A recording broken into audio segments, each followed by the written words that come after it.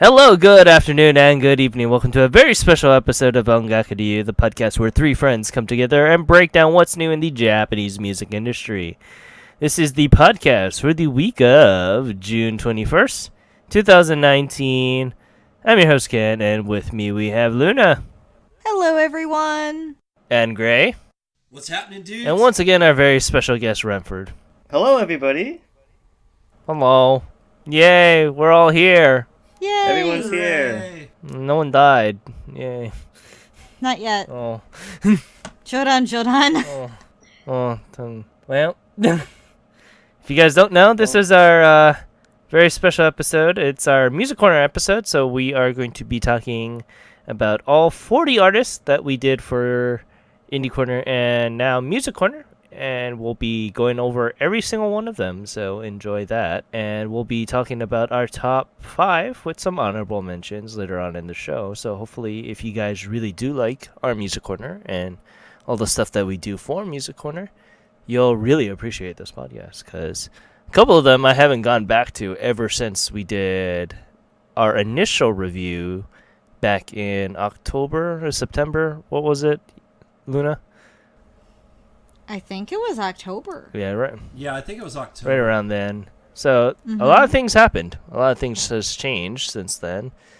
Some bands have actually disbanded, and some have actually just fell off the face of the earth, and we'll get to that when we get there. But yeah, let's start from the beginning here and talk about Emerald, our very first group that we did for Music Corner. And they, if you guys don't remember, they are kind of a funk jazz style type of band that was made a couple years back.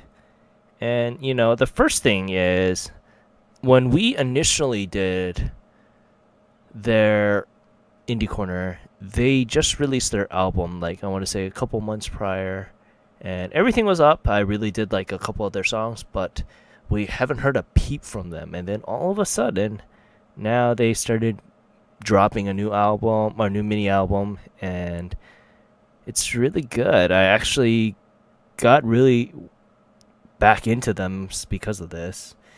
So, Gray and Rentford, since you guys are kind of the newcomers here for this time around, because Gray, you missed the last episode, so Yes, that is correct. I kind of want to hear poke your guys' brain of how you guys feel about this artist.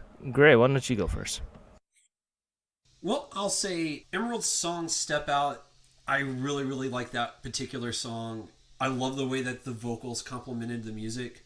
I thought they blended together really well. And they do have a very interesting and unique sound. And they're not typically things that I listen to or listen for, but they are an enjoyable group, and I do like them a lot. Yeah, so Emerald, in a lot of ways, I feel like they blend a bit of the old with the new. They have that whole loungy city pop / neo soul type of sound that a lot of artists that we've covered also have. But I feel like there are clear undertones in a lot of their songs that have kind of vibes of that band Fishmans. If people are familiar with them, if people don't know who they are, they are kind of like a I guess they have they're like a cult following, sort of dub band from the 90s. They did like this sort of dream pop dub sort of hybrid, and they got really recognized for that. And they've influenced a lot of bands in our current age. Emerald takes a lot of influences from them, and in fact, the lead singer Nakano Yosuke, he sounds similar to the late singer for the Fishmans, Sato Shinji. Has that sort of really high like voice and a similar delivery. And the rhythm section also has a simple sense of repetitive groove. So it also helps that they did a cover of a Fishman song recently as well. So Yeah, I was more another surprised about band. that cover. Yeah, it's actually a really good cover. And when I listened to that, I realized, oh wow, like I can hear the Fishman influences in all their other songs too. Another band that's been getting known recently that kind of has a similar sound is that band Zero, who's released Polylife Multi Soul, got a lot of acclaim last year. I think the difference is that their take on or sort of modern Fishman sound is a lot more like eclectic, and there's a lot going on in that release. There's a lot going on in Emerald's music as well, but it's I guess a lot more straightforward and less segmented. So it's got enough complexity to be interesting, but it doesn't demand too much of the listener. So it's really good music to sit back and relax to. My favorite song is Pavlov City. I loved Tokyo. Tokyo is probably one of my favorite songs. And of course, Holiday. Holiday is also a really good song. Yeah, Holiday's a great song I too. want to cook eggs. And you, Luna? Have you changed your mind about Emerald since we last talked about them? I don't remember what I said about them last, to be honest. I don't. I think my last opinion was they weren't. It's not that I didn't like them, but it wasn't something I was feeling at the time, I guess. Like, I thought they were really good. This is from what I remember. I don't know. I don't remember what I ate for dinner yesterday, so this just. So, I can sympathize I mean, with that. now re-listening to them, I kind of forgot about them, to be honest. And I listened to Tokyo first, and I really, really like Tokyo. I thought it stuck out, and I didn't realize how high the lead singer's vocals were. So you really heard that in like Utameki. Oh yeah, he sings really high. So it's a little Yeah. it's different from like some other vocalists in these sorts of bands, right? Yeah, that's what surprised me. I'm like, holy cow, he has a really good vocal range. So that surprised me, and I like the relaxing sound of it because it gave me that chill vibe. And that's what I've been into lately is some of the chill vibes. So they piqued my interest this time around. More than they did last time. I tell you this much, I wish I could grow my hair out just as long. What's stopping you? My workplace. Work? Okay. Well, Like, I've been growing out a beard and a mustache, and they've been kind of getting at me about that. See, genetics is stopping me from growing anything out. Yep. But yeah, as we move on from Emerald, let's move on to Casa here. And a lot of things actually changed since we talked about Casa. First and foremost, when we initially talked about them, their site was like nothing. All their songs were on SoundCloud. Now they have a full-on production. Everything is funded. And they have like 3 music videos up right now on their site. They also won the Battle Day Egg competition earlier in the year, so that's a really good thing with them because then they're guaranteed like at least funding from like I believe Universal for like more music stuff, and That's really good. yeah, and I just love their style and how much emotion that they put into their songs. I know it might be a little off-putting for some people, but the type of style that they have is so moving, and I love that. I love that all so much. How would you describe their style? Because I couldn't pinpoint it. I kind of guessed maybe alternative pop, but I didn't know how to exactly say what style of music they were. I mean, I would have put a rock. Rock would have been a decent indicator there. I think rock works. Some sort of like alternative rock, maybe. Because they had a heavier song, such as 22 was a lot heavier than I felt De Solidi was. But I'm like, how do I describe this? I'm not sure. yeah, I spent a lot of time trying to think of like a good genre to pinpoint them under, but the best I could come up with was alternative rock. So But yeah, how did you guys like this band now? I remember specifically for you, Gray, you didn't really like their style that they did because they're very emotionally driven because of that. Yeah. Well, I guess it always goes to show like what mood and mindset you have when you listen to things really affects your opinion of them sometimes, because I actually wound up really, really liking them when we did the update. I love the lead vocalist. very stunning vocals, and I guess is just. I mean, I was at that moment in time. Their style just was good and it suited me right. And yeah, no, I love it. I will say you gotta admire their dedication to that slow, methodical pace style that they do. No, not every band makes that their thing. Yeah, so listening to Casa, I for every song, I can always feel the real like genuine emotional weight behind the words being sung by the lead singer, Rui Ogawa, and I really feel like the emotional, like almost pain in her voice. Right, so like you all mentioned, they're a very emotional band, and I feel like a lot of the emotions being conveyed are like just trying to grasp for some sort of like semblance or like way to cope with like bottled up thoughts and emotions, like a lot of regrets and whatnot, right?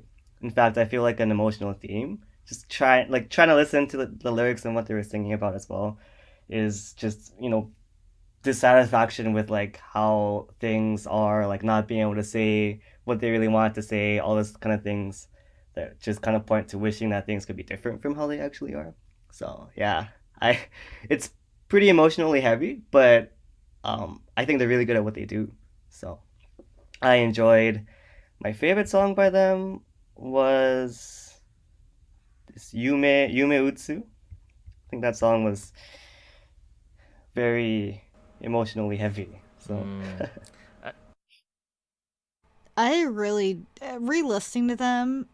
I I really liked the emotion they put toward their songs. I thought it was like beautiful, but it had that painful side to it.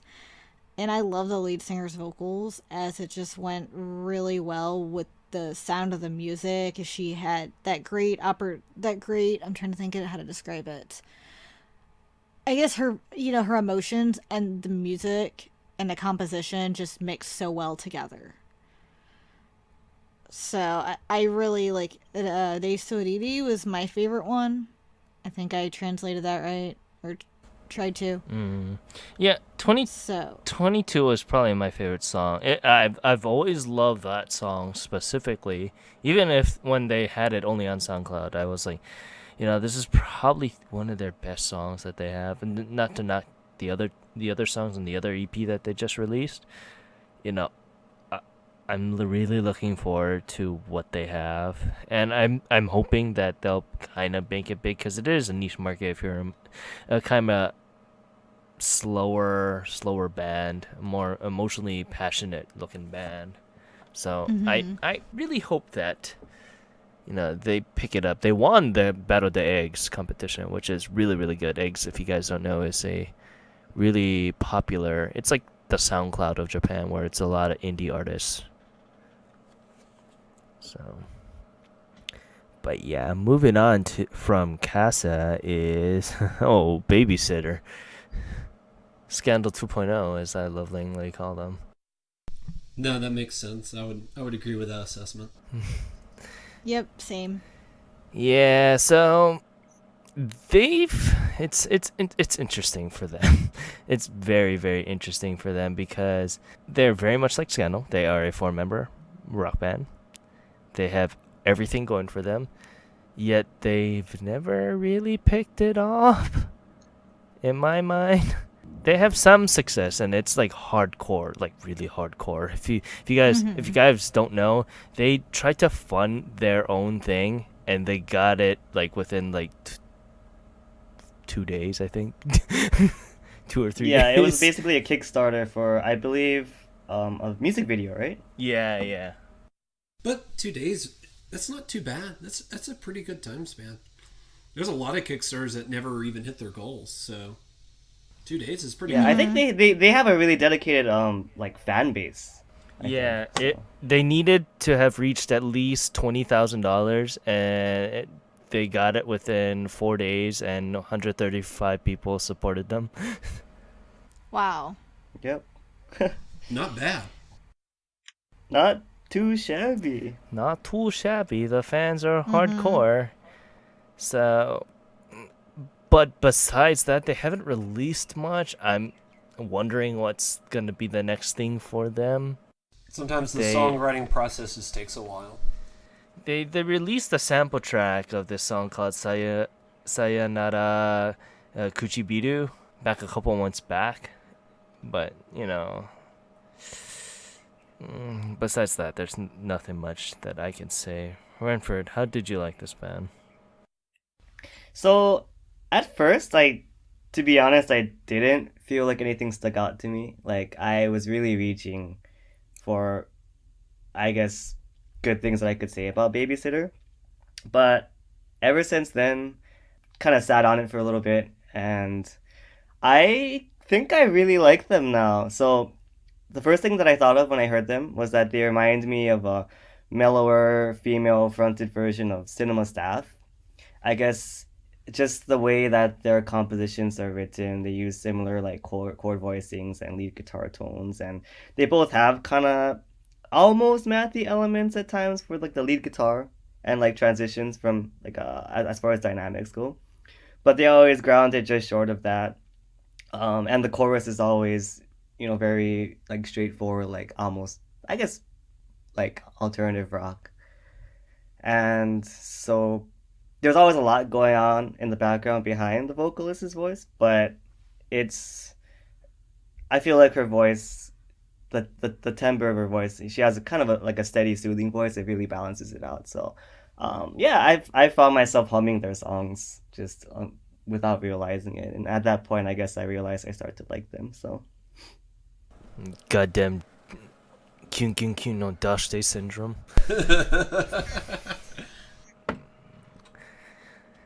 So, what about you, Gray? Like I said, I called them Scandal 2.0, and I know how much of a Scandal fan you are.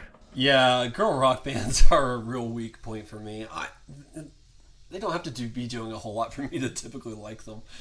And Babysitter really isn't much different. I like the lead singer's vocals. The lead guitarist and bassist have a really good musical sense and music timing. I just liked everything I heard by them, and I really want to see more by them in the future. So I really liked them. They remind me of, of course, they remind me of Scandal and Zone. The typical girl rock band. I did like the lead vocalist, and I think the group has really catchy songs, just like Rentford said. And even if they seem kind of generic at first, but then songs get stuck in your head and you change your tune a little bit. I'm kind of curious to see where they're going to go from here, because I thought they would take off a lot more, and they haven't, so. Yeah, they've been kind of stagnant, honestly. Yeah, and I'm wondering, like, what happened, what's going on with them, because I thought they would do really good, especially being, like, Scandal, who's done very, very well. Could it be the name? I mean, that if you type in, like, Babysitter in, like, Google, YouTube, 982 things pop up besides them. So they're a little hard to find if you want to go and research them more. Like, you really have to dig. Same with a lot of the other. I had that same issue with a lot of other groups too. So no, I do agree the name plays a big part in it if you can't find them. Well, we'll get to that naming part in a second with another band here, because literally that band, you can't find anything on them unless we redirected you to them, because there's a bunch of other things. It's like a proper noun, so like it's something that is very, very common. Yeah. Yeah, I know what you're talking about already. I don't, yeah. for whatever reason. We'll get to them. Okay. Yes. But yeah, Babysitter, it's Scandal 2.0. Hopefully they'll do well. I have a good thing that this year is going to be their year once they got their funding for their music video, because 20,000. I wish we could do that. Get 20,000. Mm-hmm. Yeah, that's a lot from only 135 people. Hey, Yeah. the day is coming. The day is coming. The day of reckoning is here. But yeah, continuing on up, it is Ink. So, I'll let you guys talk about this first, because I have things that I'll mention, but if you guys want a small breakdown of who they are. Originally, they were a 4-member band. They've lost, I believe, their drummer, if I'm remembering correctly. I believe it's the drummer. No, it was the bass player. It was the bass player. And they're probably one of my favorite bands on this list. When I had originally found them to do Indie Corner, this and the next band we'll get to was the reason why I decided to do this a lot more. And yeah, with that, they've released a new single and a new album this past week called Crossing. So I already am going to get that. I am going to buy several copies just to support them. But yeah, why don't you guys go? Luna, why don't we start with you first? So you really got me into them, Ken, because Access is what jump started them for me. And I love that song so much that I did buy their Bypath album. And I actually bought that in February of this year because I'm like, I really enjoy their style. I like the combination of jazz and R&B fusion. Just how their vocalist fits so well with their type of music is really good. And I actually really like their new song Crossing. I felt that it had, the same style they had before, but just a little tweak with it. But I need to pick up that album as well because Bypath is fantastic. It was this is a band that I had no idea who they were until we did Indie Corner on them, and they jumped up to my list pretty fast.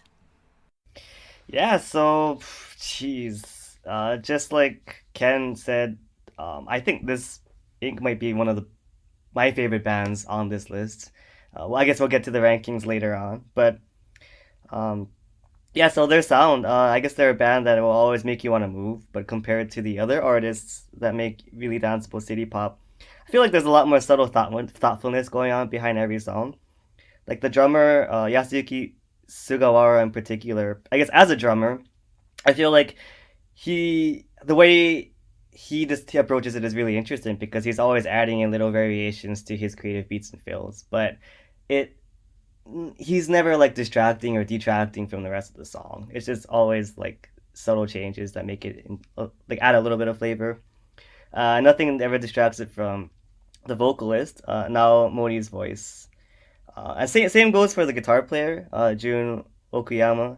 I feel like there's a lot of nice interplay that goes on between the guitar riffs that he plays as well as Nao's like, keyboard, but there's nothing that feels overpowering. So there's a lot of balance going on with their sound, and there's also a really classic quality I feel to Nao's smooth, like clear voice. I feel like it's really reminiscent of the sort of voice that city pop singers back in like the '80s kind of had, but they have like really like impeccably tight execution with their sound, and they add in all these like neo soul elements, so it sounds really modern. I personally love everything. Well, I've listened to like every song they've put out so far. My favorite release is probably the Tetra EP, which came out in 2018. My favorite song on there is Lazy Pool. Yes, I think there's a very interesting like I guess guitar riff in there. So yeah, I think a class A act, and they're really worthy of their recent signing to P-Vine, and I'm really looking forward to see what happens to them. Hope they take off. And with that, how about you, Gray? I guess I'll be the voice of dissent. Because I'm gonna kick it back up after that. That's what I'm saying. Just because I think I'm the only person that's not absolutely in love with them, which is cool.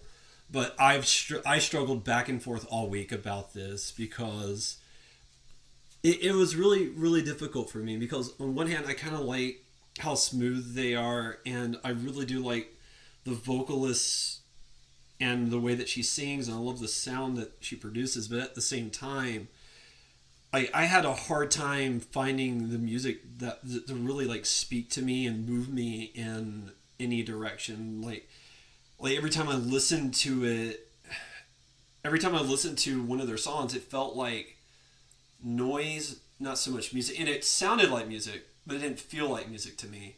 And I wasn't able to connect with it on an intuitive level for me that just made me go, yes, this is exactly what I want to hear, and this is exactly what I want to listen to.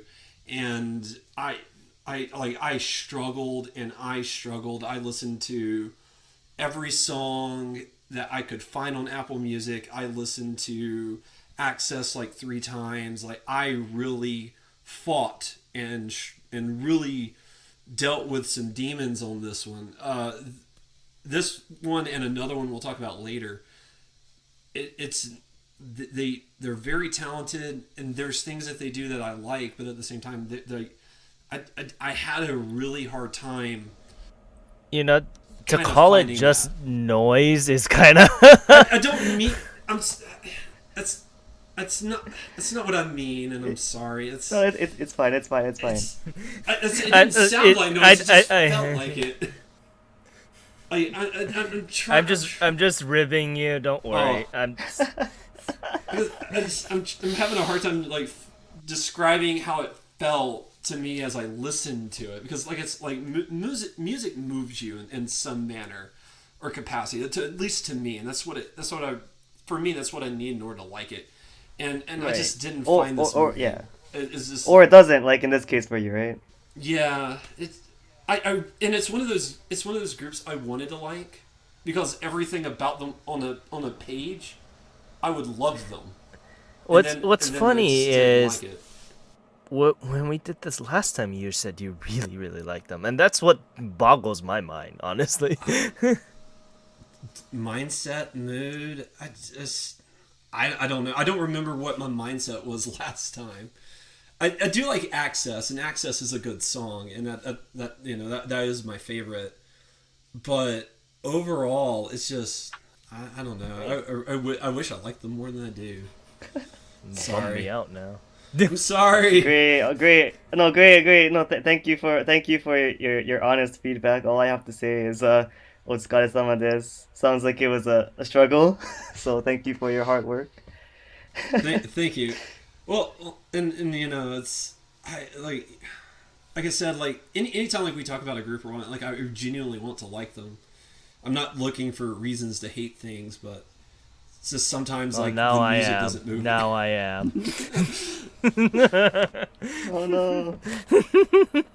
I'm kidding. But yeah, for me, Ink is probably one of my favorite bands on this group, and it's not just noise to me, my friend. It's real to me, goddammit. It's real to me. Real poor choice of words. I'm sorry. But yeah, Ink is really good, and I'm sad that they were down a member because of this when they signed on to Bvine. But it is what it is. Some things have to move, so to speak. Maybe you just really like the bassist. Is that the reason why? It's possible. It's very possible. Because I did check out Crossing, and I did not like that at all. So Hey Ken, you play bass. Yes. If So are you they're looking for a saying bass you player. love me? Oh man, I feel so loved no, now. he's saying there's a job opening in Ink. No. I'm gonna pick up keyboarding in a couple Oh, spots yeah. down Okay, when we we'll get talk there. about that further down the list. Yeah. Well, we'll talk more about that later, but yeah, Ink is really good, and we'll just move on to Layla here before I get triggered. I'm sorry. I'm kidding. Honestly, I'm kidding. I don't really give a flying rat's patoot. But yeah, Layla is another four-member female vocal leading band here. Well, they're only now one of the other four-member female leading bands here. And they've been dropping a lot of things, and I've been really looking forward to it. They dropped Emma right around the time that we did the last episode. They also dropped another EP shortly after, which I've been just kind of humming along to right now. But yeah, with that, let's start with you, Gray. Yeah, I actually really, really like Layla. I love the lead vocalist. You can really hear like the passion and the emotion in her lyrics, and in the way she conveys the not the sound, the song, and how she's sings, and like for me personally, I think that's like the big selling point of Layla is just like your like the listener's ability to connect to her. Everything else surrounding her is also really good, like the music and everything around her is good. But I think the selling point specifically for me personally is the lead singer. I just really really liked her and like what she was able to deliver. Yeah, and what about you, Luna? Have your thoughts have changed about Layla the last time? No. I actually still really like Layla, and I will say because I loved Apato no up. Oh my god, I cannot talk tonight. Apato no Nakade, but Emma is so good, and that tied it for me with Apato no Nakade. I I just love Ariake's vocals in it. She is a really unique voice, and to me it stands out because of how her vocals are. They're a little bit higher, but she also has this deep tone with that higher voice, that higher pitch, which is what really drew me to her. And I love the different feels to their music because it's gives me some good energy, and I think that's what makes me really enjoy them. And I still really really like Layla, and I look forward to their new EP. I need to check that out. Yeah, so Layla, I also really enjoyed Apato no Nakade and all the other songs that they put out. That's my favorite song by them for sure. But yeah, I guess I drew some comparisons in my mind between them and Casa, just because they're both pretty emotionally kind of heavy bands. Mm-mm. With I mean, there are differences in their sound, right? So I guess if Casa could be categorized as an emotionally heavy band, Layla's kind of an emotionally gritty band. Like Mm. both do that sort of alternating soft, loud dynamics in their songs, and they both sing with a lot of emotional conviction. But I feel like Layla's notably noisier in a good way. I'm not noise, but like there's a lot more like this Hey, that's my distortion. line. There's a lot more sort of like textures going on, right? Regarding like creating like heavier distortion sounds in the Yeah. back that kind of linger around with the guitars, and it creates a Mm-mm. lot more tension and build up, right? For like um a lot of their songs, and so I feel like Casa does like the loud soft stuff, but I feel like it's even more pronounced with Layla, Mm. especially in like Apato no Nakate, right? So I feel like I really like just how much they're able to do, like how much tension they're able to build, and how good they are at like releasing all of it. So I think they're a really good band, and Mm. everything that Luna said as well regarding Ayaku's voice. I think yeah, she has a really unique voice that I enjoy. So Though I do want that shirt she's wearing in Apato no Nakade, where it just says Uchujin. yeah.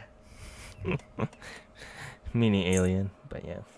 Yeah, Layla is a great band, and honestly, like I said, with Ink, they were those two back to back. Finding them and writing about them, I was more comfortable doing corners after that. You'll know when I started being a little bit uncomfortable about it. But they have all their songs streaming on all the music streaming sites, so go right ahead and go look for them if you guys are interested. But yeah, going on up, it is Sweet Sweet Sweet. What is interesting about them is they are a electronica band. I'm not too sure how to pronouncely categorize them, but what's really good about them, they actually got another band member. Originally it was just the three of them, but now they have added another actual musician into their ranks, and they've done a couple lives here and there. They did one more single around, I want to say, beginning of the year, but not too much news after that.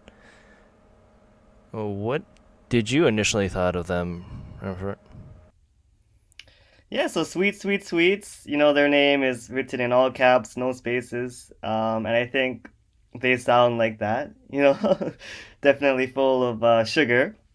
I guess like you mentioned in your indie corner write up about them, the vocalist Sasaki Kano, her auto-tune processed voice sounds reminiscent of other electropop groups like Perfume and Capsule.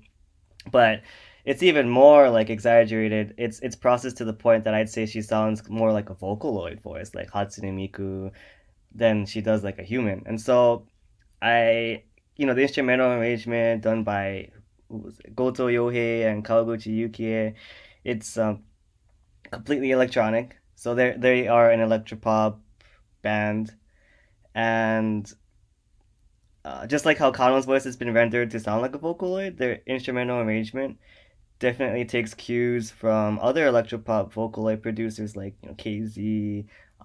I guess other producers from that group, Live Tune, if you're familiar with them. So I like how it's kind of like the opposite approach from a lot of electropop Vocaloid producers, because usually what they're trying to do is they're trying to like take this Vocaloid and make them sound human, but it's like the opposite where we're trying to make them sound like the Vocaloid. So it's really interesting, and the songs themselves are really upbeat and really, I don't know, full of energy. So I like them. I gotta say, for me personally, I really found this group to be very nostalgic, which is really weird because I had never heard of them until we started covering them. But their song "Go Go Happy Strike In" just sounded something like right out of Katamari Damacy, and I think like my junior year of high school, I did nothing but play that game. So any sort of sound that kind of takes me back to my high school days, I tend to really kind of like, and I really, really liked Sweet Sweet Sweets. Their electronic, I feel, can be a tricky genre to get right, and I think they have a pretty good handle on it. They have a good uniqueness to them, and I gotta say, I really, really dig them. So this is a band that gave me that nostalgia feel, and I really like the electronica sound. So kind of like with Gray, it brought me back to high school as well. That 90s electronica that I grew up with. And Shida Garu really got me because it was fun. It had good beats. And it didn't dawn on me how it reminded me of Vocaloid because it was very auto-tuned, and it didn't hit me till you said anything, Rentford. I'm like, yeah, they do kind of sound like that. And some reason I did like the sound because I love the beats and how they did the compositions. So I thought it was a lot of fun, and I also loved Sugar Magic as it, had that cutesy pop sound and just kind of brought me back. I'm really curious to see what else they're going to do because I feel like they don't have too many songs right now. I mean, they have a good amount on SoundCloud, but not as many as I thought they would. Yeah, not at the moment. So guess we'll see. Since, like you mentioned, Ken, they just recently got a new member, right? Yeah. So they might have something in the future, maybe. Yeah, I think they've been dropping a couple new tracks in several one-man live events, but nothing as of yet. They don't even have like a formal physical release. All of their stuff has been digital, which I mean, Just on SoundCloud. which with their style, I can totally understand that they're a digital band. Digital so delivery. digital delivery. Mm-hmm. Yeah, so it's interesting nonetheless. But with that, let's move on to China. And oh boy, so they did nothing. Like honestly, they did nothing. All the other members do other things and other projects. The only thing that was interesting about them was they are a 5-member like I don't folk rock. I don't know. I wouldn't know how to Chamber pop. chamber pop Yeah. style band, and they use like a cello and a violin in their songs, Mm-hmm. which is something of a rarity that you wouldn't usually hear. And they've been doing a lot of solo projects between the members themselves. Actually, the lead singer actually just gave birth like I want to say a couple months back. So we're not too sure if China's gonna be continuing for a bit or if it's gonna be put on hiatus. But they did have an interesting sound that I just loved, and I really, really did hope that they would be doing a lot more than what they have been. But life gets in the way with that kind of thing, yeah. Mm-hmm. But yeah, what did you think about them initially, Gray? Well, I really, really like China. Their employment of more. I have traditional instruments, but I mean, it just depends on what style of music you're talking about when you get into the idea of a traditional instrument. But the older style of instruments, like a cello and a violin, that's not something you see every day, especially for like a rockish band.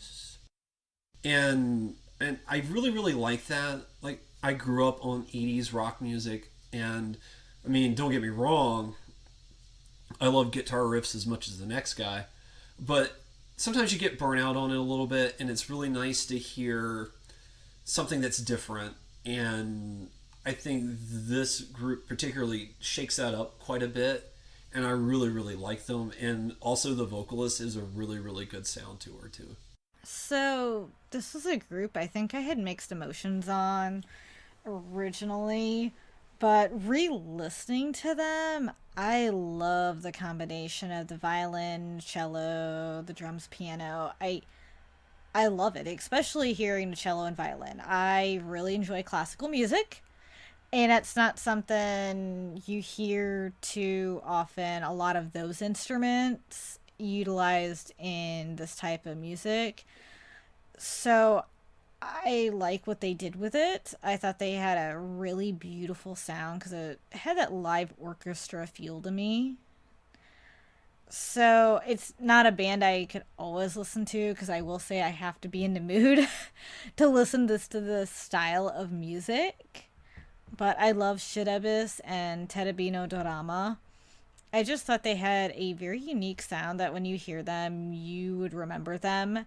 And I remember them for this reason because of the cello. Yeah, so like you mentioned, Ken, chamber pop with a violin, cello, and the occasional full symphony orchestra isn't something I see all that often in the spotlight in Japan. There are a lot more similar groups in the Western music scene, if it's okay for me to make references to them, like releases like Chicago by Sufjan Stevens or Funeral by the Arcade Fire, if you're familiar with those. So China does this sort of sound really well, especially with their China Philharmonic Orchestra release. It's real grandiose, real theatrical, and they just make really feel good tunes that are great to sing along to. So I I know it's not, I know they're kind of like a side project of China, but I my favorite song is actually off of the China Philharmonic Orchestra release. It's what was it? Korasu Sanka. Oh Yeah, yeah, yeah. that's a real like stage production is sort of song, and I really enjoyed that. So Yeah, if you guys are interested, their other project is the Philharmonic Orchestra, and that employs like a full set orchestra, as the name implies there. And I believe it's like 13 members or like something, a really large number of members for that particular project. And it's interesting that they have that because it's another outlet that they can try and experiment new stuff with. But continuing on is the lovely band The She's Gone. And oh boy. Yeah, so they are a four-member rock band. They've released their first physical single, I believe, a couple months back, and nothing much else. I've been patiently waiting. I love them to death. I love them to death, and been patiently waiting on what's next for them. So what's interesting enough is, Luna, your tone changed with them since the last time we've talked about them. It did. I think I did a 360 because this was a band I didn't care for. It just wasn't my style. And so I gave them a re-listen as I'm listening to them. I'm like, oh, they're actually not bad, you know? And I'm like, wait, I think this is the one I initially didn't like. So, and I kind of, the name kind of dawned on me. And then I'm like, I don't think I really like them, but I need to give them a shot and listen to more than one song. I think that was my issue before, is I did check out a few, but I don't think I checked out enough of their music. So, as going on, as I started listening to more and more of their songs, I changed my tune, and I had to go back and listen to a couple more. And I think the one that really caught my eye is, let me see if I can translate this, because I'm not sure I put the kanji on here. Is it Aimai? Omoyai? Ken? Omoyai? Amoyai.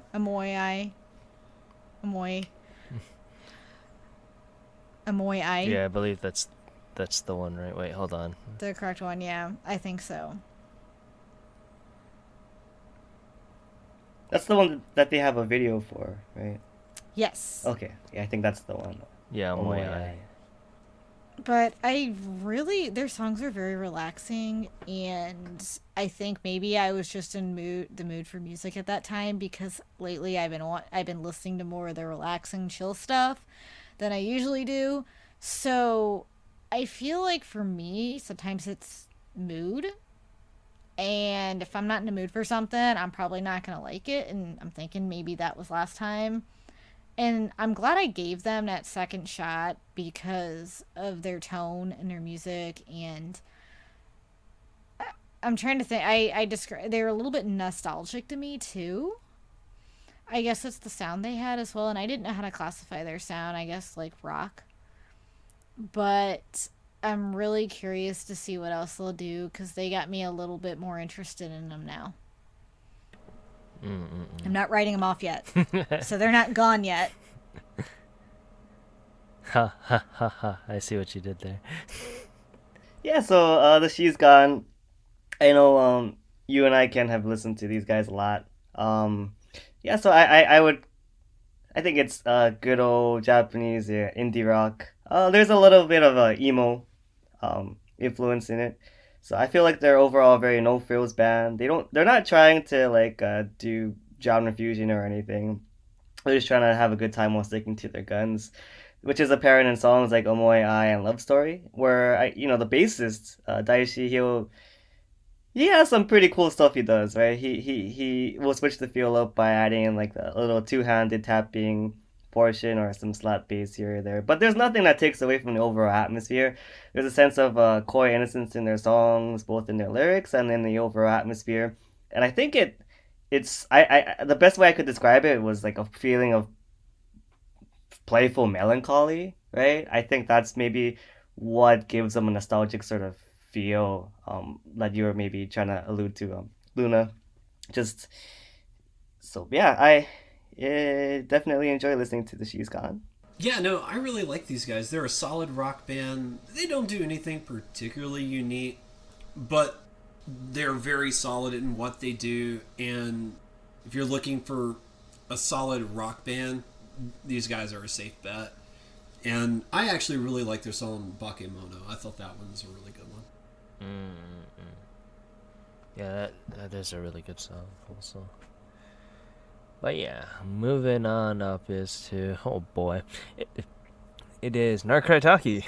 So, me and you are going to actually go see them, Rentford.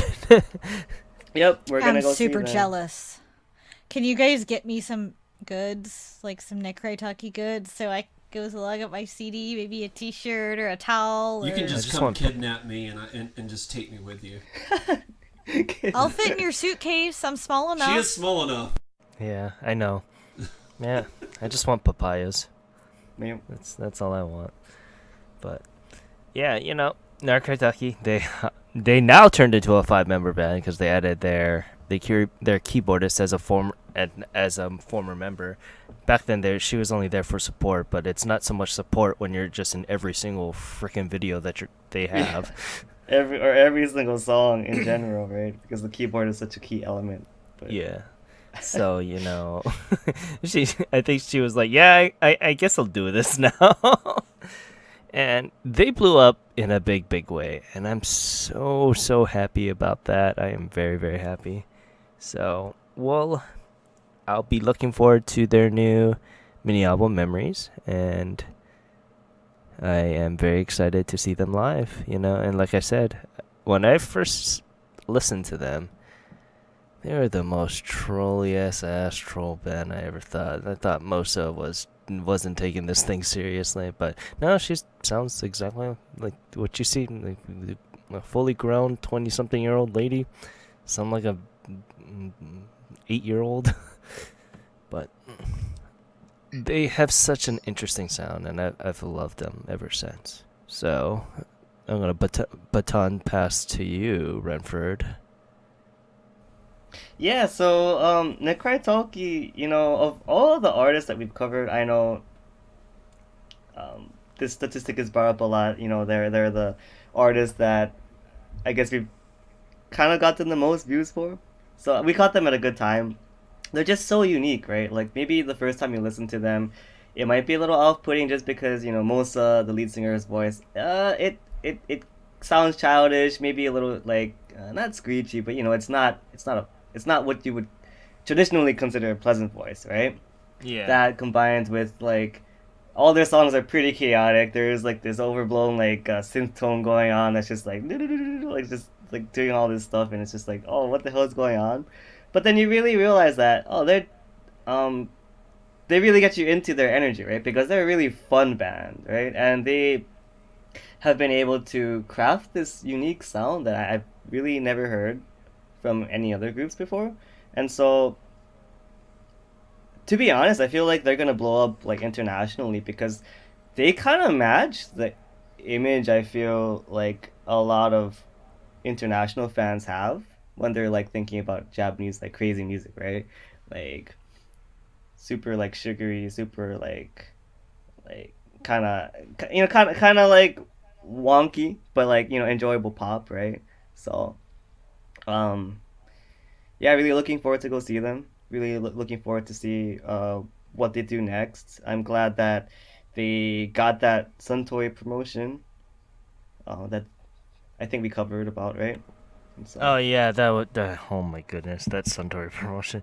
They, if you guys don't know, we'll talk about this on the site, but they did this thing where they had to take a note from like a really traditional Buddhist monk, like diary or poem, and then they had to modernize one of the sayings into that and use that as a theme for a song. Yeah, I've been trying to hit my head with a hammer trying to find other translations properly of how to translate all of their things. Oh my goodness, but yeah, it's an amazing song. And yeah. I'm sad that it won't be on Memories, but I'm looking forward to seeing that on a B-side somewhere. And with that, what about you, Gray? How'd you feel about Narkotaki now? I love Narkotaki, especially because just the energy that they put out, like that gravitates me towards them. I love high energy music, and it doesn't get much more high energy than Narkotaki. Like that, I mean, that's just them, and they're just this fun, quirky group, and they exude personality, which is always great. And I mean, personally, I've always liked the lead singer's vocals. I do find them appealing, and it is interesting because you don't hear that style of singing very often, and maybe that's why I like it. It's because it is so distinguished and it stands out, and I find that a bit refreshing. So yeah, I love Narkotaki. They're great.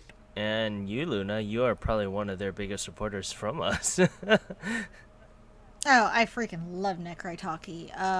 As soon as their first album One went up for pre-order, I pre-ordered that, and I was addicted to that album.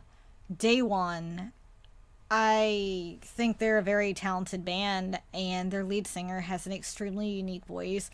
And like Renford said, it is a little bit childish, but I think that's one of the reasons she stands out so much, and I love her, is because of that. And they make you want more because all their songs are fun. They have so much high energy to them. and they put me in a really good mood. It's there's just something about them that stands out. I cannot say enough about that first album because I can't do a write up on it. I wanted to review it, but I can't describe it. I can't describe those songs except just to say go out and listen to it. They're one of those bands you can't describe. You just need to show it to people. Yeah, that's a good way to put it.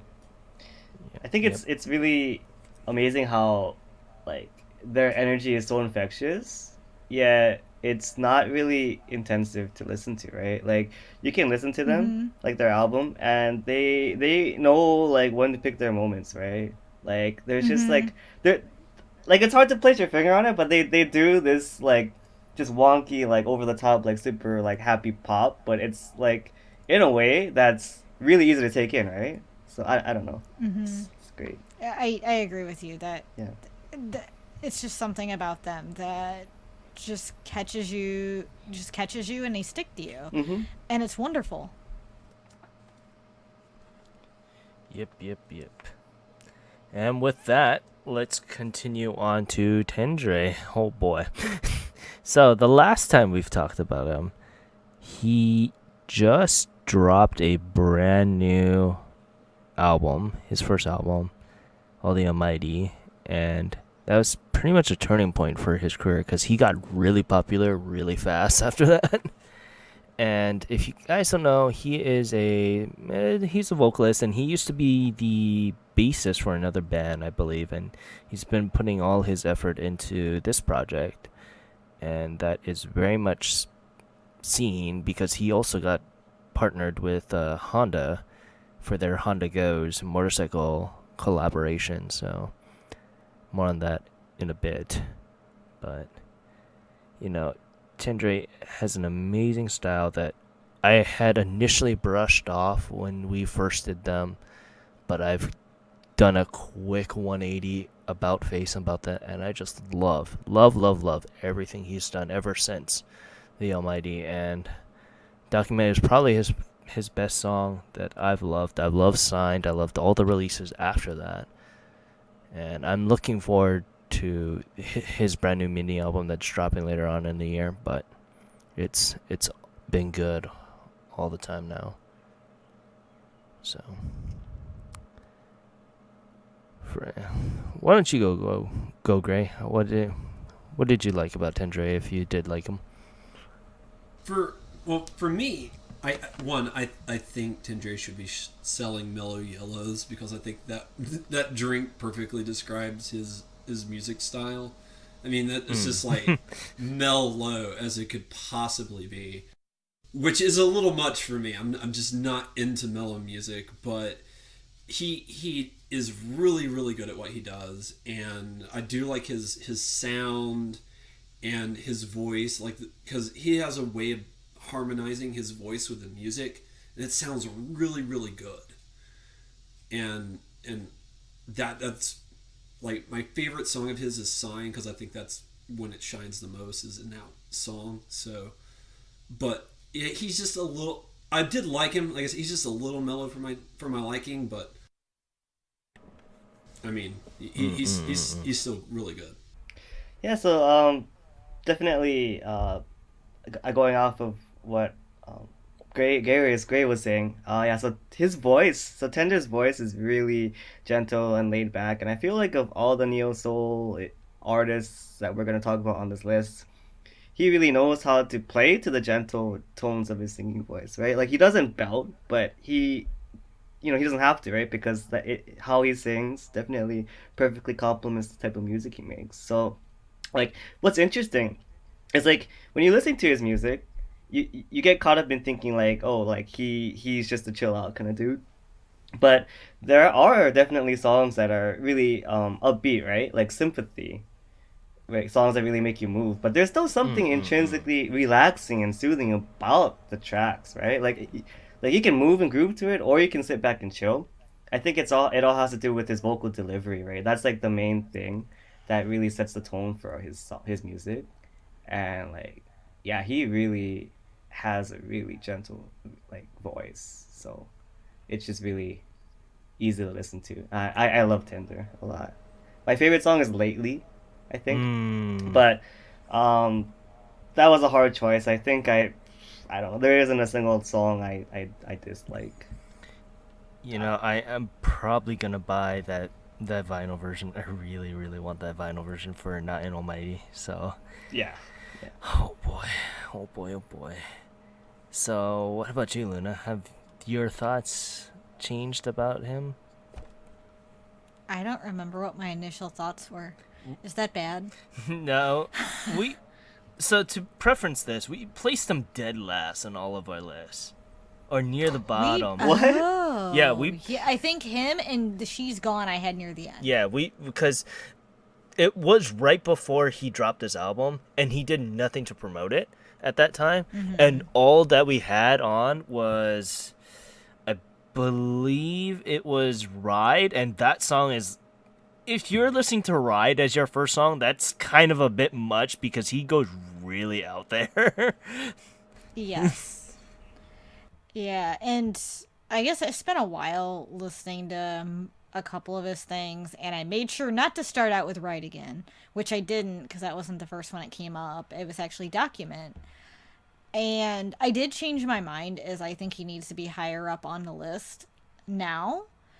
And he has that, I guess, R&B soul sound, and I was really in the mood for some nice, relaxing, chill beats, and that's what he was to me. And his vocals are so soothing. I almost fell asleep because I really enjoyed it, which is a good thing. But I like his sound, and there was a song he did that he rapped in, and I freaking loved it. Oh, what song was that? I can't remember. I know what song you're And I talking didn't write about. it down because I was listening to him super, super late at night and I didn't have a pen and pencil. But I loved his rap, and actually, I wanted to hear more of it because I really, really freaking loved it. But he was one of those artists I'm not sure still how to react to completely. But from what I've heard, like Document was one of my favorite ones. And I just really liked the sound. It reminded me of the old school R&B soul that you don't hear anymore. And I love old school R&B and soul. What's interesting too is he's one of the first artists that we'll talk about on this list that actually composes for other artists here. So once he composed She is Summer song. I believe that She's Your Name or whatever. I think that's what it's called. But, you know, when he composes songs, it's really good because that's probably one of my favorite She Is Summer songs once we get there. But, yeah, like I said, it's like what you just said, Luna. Starting off with Ride was really rough. Yep. I think you just gotta get, and you can't judge a person on one song, and I think that's what happened last time because we only really had Ride, and when that's all you have and that's all you hear, you know, you're gonna put them dead last. No offense to Tendre, but hearing a lot more of his music, it really did change my perspective, and it really brought me back to that nostalgic of me listening to a lot of the older R&B, and I loved it. To bring it back, he did Call Me in Your Summer. The one for She Is Summer. Oh, okay. Yes, he was the composer for that song. Mm. And you can I tell. can hear it now. Yeah, you can really, really tell. But yeah, going on up, it is Ao Harumaki. And, oh boy, since the release of their first album back in July, they are a four-member pop rock band. And, you know, their high energy is so alluring that I just loved. But they fell off the face of the earth since then. And I've been patiently waiting to see what they're going to do next, but maybe because they're so young, they're trying to enjoy their life, yeah. Very true. You know, I mean, even though you love music, you also want to have fun with your life and get to do things you wouldn't normally get to do when you're older, so. Yeah, so with that, what about you, Renfro? How'd you like Ao Harumaki? Yeah, so Ao Harumaki, speaking of their youth, I believe all the members are 19 years old, right? So Yeah. like you can definitely hear it in their sound. Their sound really just exuberates the carefreeness of their youth. Really, they don't take themselves too seriously. It's all about having fun, right? Just it's basically like your skater punk kind of pop punk kind of stuff, right? So it's great music. Every song. Let's see.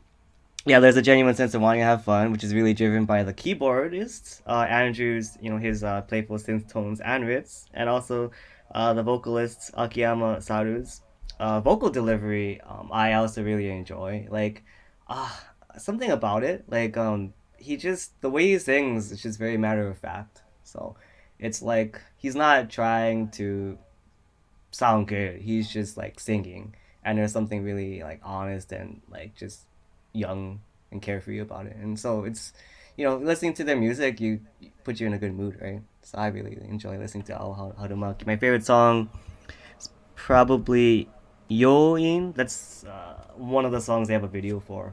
So So I thought they were fun. Oh, Harumaki. I remember enjoying them last time. They kind of reminded me of the, I guess you could say, punk rock bands kind of from the early 2000s. yep, definitely, definitely. So, and being honest, I was a fan of those back in high school. So it gave me that nostalgia vibe again. And I found him really interesting. So that's kind of what made him stick out to me a little bit, because you don't see that as much as we used to, I feel like, in Japan. Or maybe I'm just not looking hard enough. But I really did like some of the guitar work in their songs, especially in Kimi no Jumpu. So, and that was my favorite song by them, actually. But I like the high energy they had in a lot of their songs, so. These guys are awesome. They're actually one of my absolute favorites on this list. I loved every one of the songs that they had on YouTube.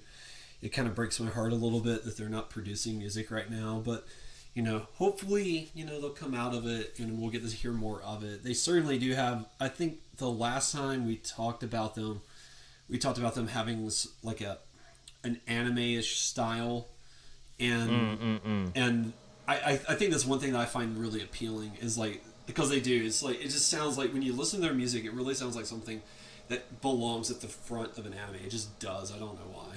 It's just like, it just does. And like, I just love these guys. Like, they have really good energy. They look like they're having fun in their music videos, and I absolutely love these guys. And Ringo Ame is my favorite song they do. Same for mine. But I just love the Summerfest, that's why. That makes sense. Yeah. But yeah. Continuing on from Ao Harumaki is Stella, and first and foremost, I must say Push F, because Push F to pay respect. Yeah, they fell off the face of the earth. Nothing was updated from any of their social media since September of last year. So yeah, it hasn't been too long, but I mean, and with no official statement, we don't know. But press F, anyway. So yeah, they are a 4-member pop rock band, and they did a lot of things to be nostalgic, like really a lot of things to be nostalgic. And I was looking forward to seeing what was next for them, but to no avail. Nothing has happened since then. So let's start with you, Luna. Did your thought changed about them since we initially talked about them? Well, Stella, no, I still really like them. They have that nostalgia sound that brings me back to 90s J-pop, such as Dream and Speed and, that type of group. I love the poppy mix with electronica, and I'm really disappointed that they haven't done anything since we really last talked about them. Cinderella Tick and Night Blue are really freaking good. So I'm wondering where they're at or what's going on. Yeah. Yep, I think all of us are. Gotta look for them. No, I love these girls. I hate that they're gone silent on us. Like, they have a few songs on Apple Music, and that's mostly what I've listened to is like the songs that they have on there, and every one of the songs is great. And yeah, they do have like that older like 90s style, and is definitely done really well. And maybe we'll hear something soon. So hopefully, fingers crossed. Hopefully. But yeah, lastly, what about you, Rentford? Yeah, so talking a little bit more about them not updating any social media. It's, I guess, so September, it's not that long, but the thing that alarms me the most is the fact that for all of their individual like social media accounts, right? They're a four-member group, and they all have like their Twitter accounts like on their page too, right? And like literally none of them have posted anything. So that's a little weird, right? Yeah. Yeah, that's a little because you see all other groups where like they're not active anymore, but like they post on like their own like account, right? But I don't know, they're just like completely silent. So who knows what's going on? But anyway, I guess building off of what everyone else said for their sound, yeah, just um, they really keep it like true to like the original city pop sound of like the 80s and 90s. Like I feel like it's such a buzzword of a genre, right, in this day and age. And like a lot of groups are like trying to, I guess revisit that sort of sound with a new sort of twist to it. But I feel like Stella just really tries to throw it back like as closely to how it was back then, and so it actually sounds fresher, right? Because no one else is doing that. Um, they really sound like they could have come from a time when again, famous tune "Plastic Love" was on heavy rotation on the radio stations across Japan, with their synth-driven, just funky bass-laden, idol-styled vocal sound. It's great. I would love to hear more from them, and hopefully, we hear from them soon. Yeah. I really, really hope that they're alive first. Oh, the drummer posted something, so maybe But they're fine. I think the drummer is because she was part of. What was it? She's part of that. She's part of Lucky Tapes' Moon music video. That I would assume that's the reason why she posts about it all the freaking time. Because she looks fairly similar to the girl there. Or maybe I'm just being racist. But yeah. But yeah, continuing on is Flu, and they are a three-member high energy band. I love them to death. All their songs are only 2 minutes long. Short and sweet and to the point. That's all I care about. Let's start with you, Brentford. Yeah, so as soon as I first heard Flu, the very first thing that came to my mind was the band Melt Banana. Like, for those who are unfamiliar with Melt Banana, they're like a noise rock band that, while pretty unknown domestically in Japan, they have a really huge following like internationally due to their unique chaotic sound. They also have like I think Melt Banana is like two female singer sisters, and they just have this crazy bursty sound similar to Flu. But Flu very much reminds me of a pure sort of pop punk, easier on the ears version of that Melt Banana sound from the 90s, of like 1 minute long, constantly all over the place, just songs. Like, so take that, make a poppier version of it, add in a good amount of two-handed guitar tapping, tempo and time signature changing, math rock elements, and you get Flu. And I really like their sound because this is kind of the music that I do with my band too, just trying to experiment with different things. So, yeah, they're one of my favorite bands. Definitely, they're on my top list, which we'll talk about later. But yeah, for better or for worse, I know their sound won't get popular just because it's not really Marketable. something that most people are into. But yeah, I appreciate the fact that they're just doing their own thing, right? And they're not trying to, let popularity or sales really influence just doing what they want to do. So Yeah. I think I would classify them as experimental rock or math rock, no wave pop punk sort of thing. So anyway. And you, Gray? Yeah, for me, I kind of jokingly put that Flu is great for anyone in a hurry or has a short attention span. Because Thanks. You're welcome. It's true. I mean, Bird. Their longest song's what, 1:58, I think. Yeah, 1:50, give or take. But it's really interesting that they're able to compose what they can in that short time period and in the composition, like the time that they have. Like one of the things that I always remember is, I've heard a lot of writers talk about how restraint breeds creativity. So by restricting themselves to these minute long and these, not even quite 2 minutes, it helps really breed like this creativity and this sound that they're able to produce and grow. And it's very fascinating and interesting. And there's not a band I personally know of that's remotely like them. And I find them very, very fascinating, and they're definitely interesting. Oh man, I wish I could go see them live because I know that it's only going to be 40 minutes and I would knock out 10 songs. yeah, it'd be like, it wouldn't even be an hour. How long was their last album? Wasn't it like 20 minutes? It was it was about 28 minutes. Yeah, there you go, full album. And lastly, you, Luna, what'd you think about them? I remember you were kind of liking them, but you weren't sure yet.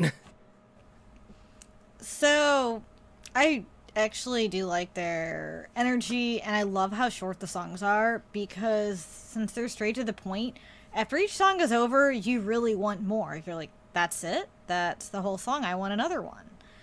So, I feel like because of that, it gets you excited for more of their music.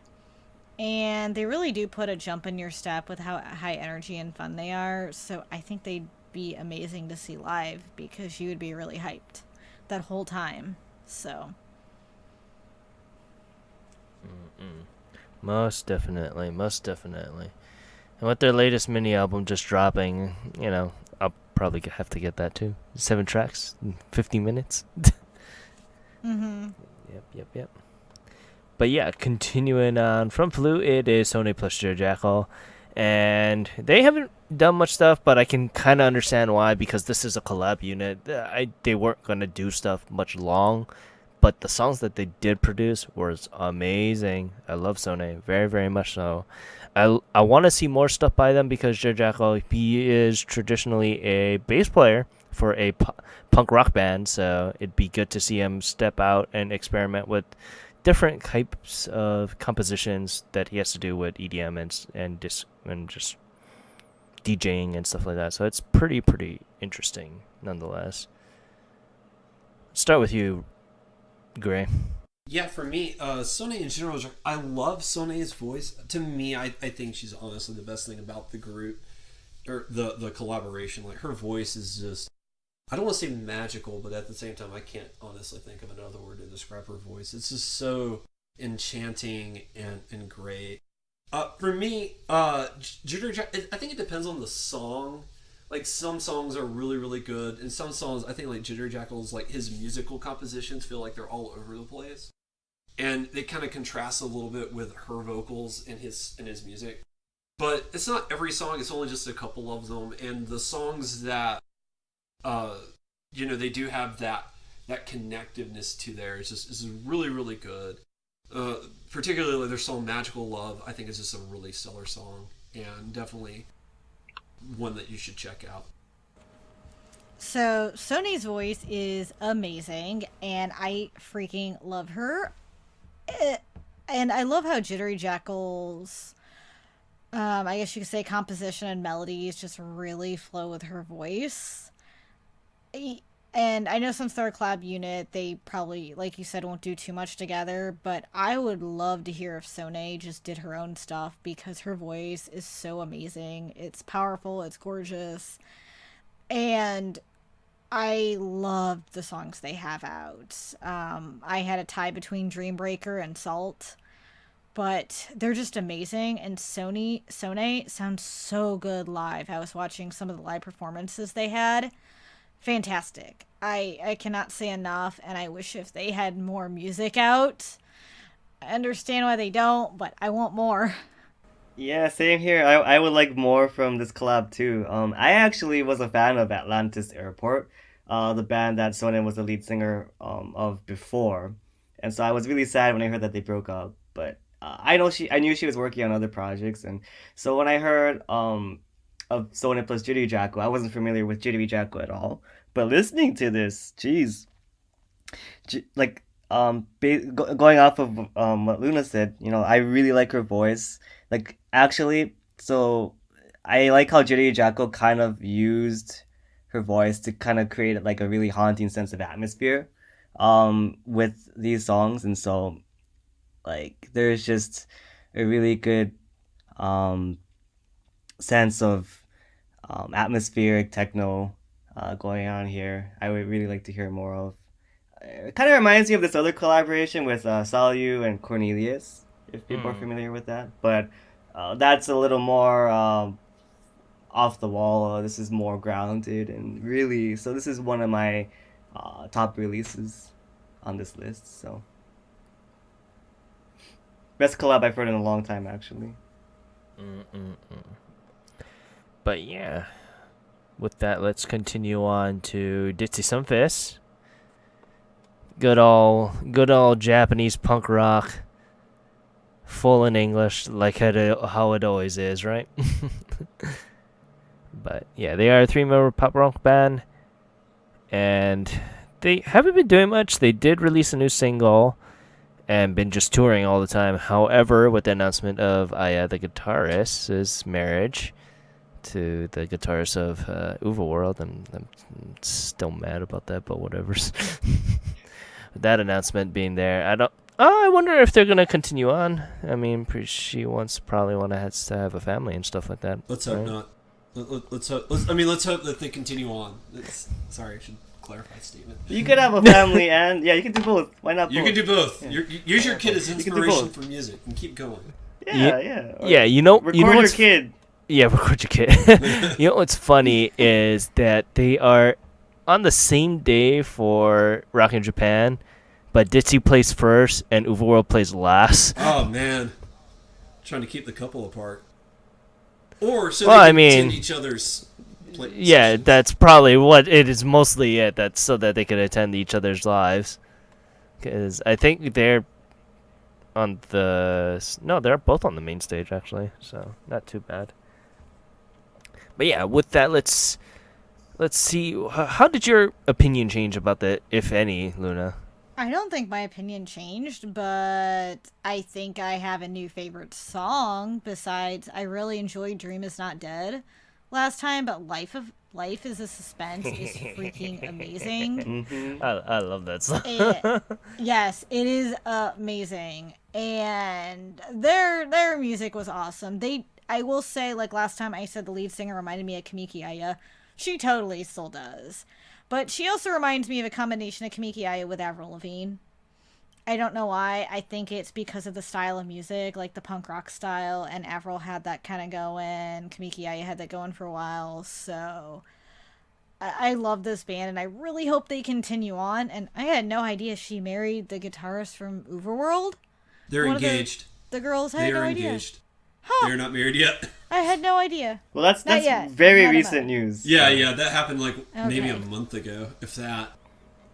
Yeah, it was during when you were gone, Luna. So- I could see them still continuing on, maybe not doing as much, just because there's a lot of singers who do get engaged and married and still continue on afterwards. So, and I hope they do. Yeah, so you first introduced me to them at your place, right? Along with a lot of the other artists. So I'm pretty sure listening I to- introduced a lot of them artists. yeah. Well, Disney Songfest was on rotation a lot, and like Luna said, I absolutely love "Life Is a Suspense." That's such a great song. They just really do punk rock so well, right? Because they just have a lot of character. I feel like a lot of punk rock groups really just sort of, get stuck in like following the same sort of style and both like musically and even like physically as like the groups in like the early 2000s did. But there's just something that really stands out about them, right? I don't know if it's because of Aya and Dizzy Iyama, the bassist, and Aya Piton, the guitarist. They just have a really good dynamic with each other. I'm not sure what it is, but um, the songs that they put together are really fun too. Definitely, Life is a Suspense is a great video. I find myself coming back to over and over, and so yeah, I really hope that they do continue to make music. If they don't, we can enjoy everything they've put out so far. But That's another thing too. I just want to have long hair with pink and blue highlights on them. I'm pretty sure my boss would kill me if I did that. Well. And lastly, you, Gray. I know you love them to a T. What I will say, like these guys are high on my list. I love them so much. I have their album that they released last year, and that's a really, really good album. Just the whole thing is fantastic. And I'll say like Dizzy Sunfist actually gave me back something that I honestly completely forgot about, because when I was in high school, I loved punk rock. I was into Blink-182, I was into Green Day, I was into all these punk rock bands, and over the years I just kind of drifted apart from the genre, and I never really went back to it. And Dizzy Sunfist like really reignited that love I have for the genre in me, and I love them. I will say my favorite song is still "The Dream Is Not Dead," and because that was like the initial, that was like the spark, the fire that just lit in me this love and passion, and I love them. God bless the family. I hope the kids well. By all means, I don't want to wish any harm or whatnot, but please come back. I don't know what I would do if you guys broke up or you quit.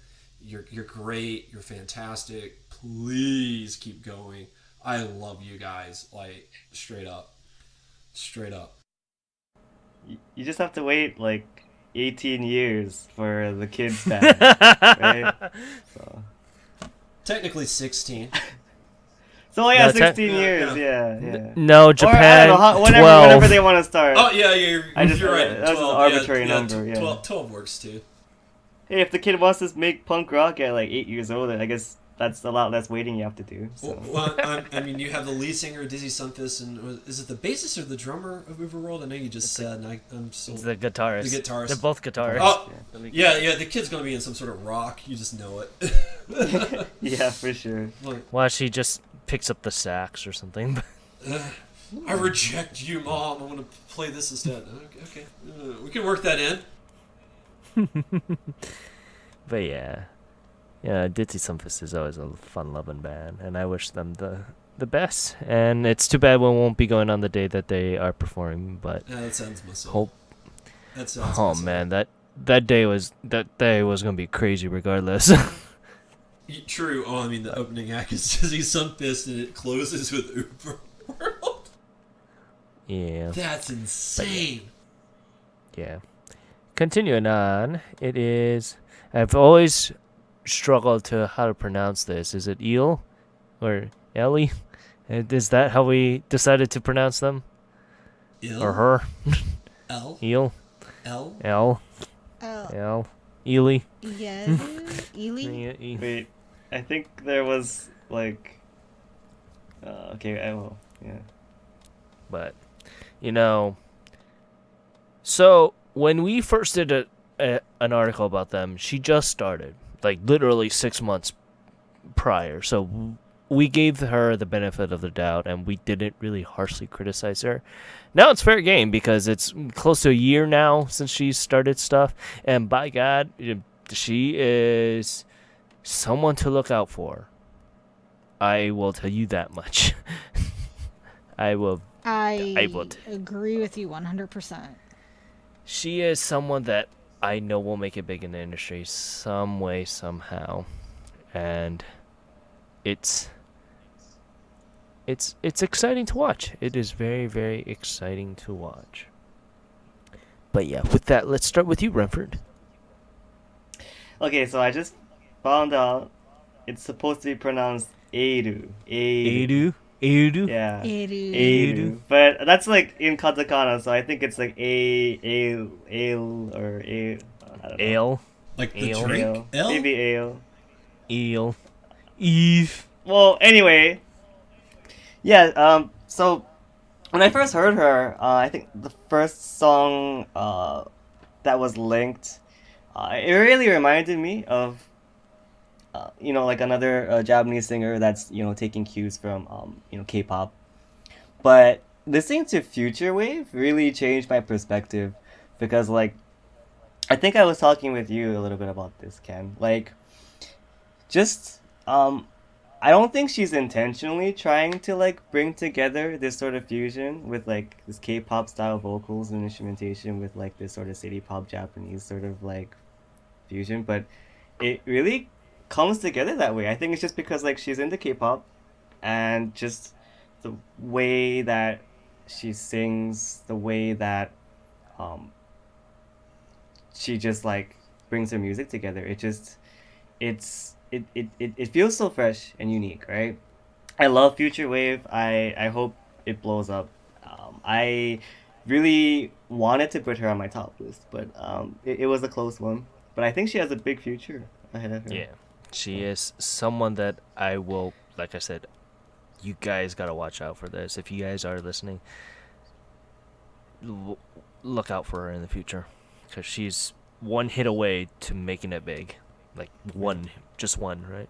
I gotta say, she's another one of those people I actually struggled with a little bit. But I did find like one song I freaking loved. And so that just tells me that I need to spend a little bit more time with her. Because I agree with you guys. I think she's going to blow up and she's going to blow up huge.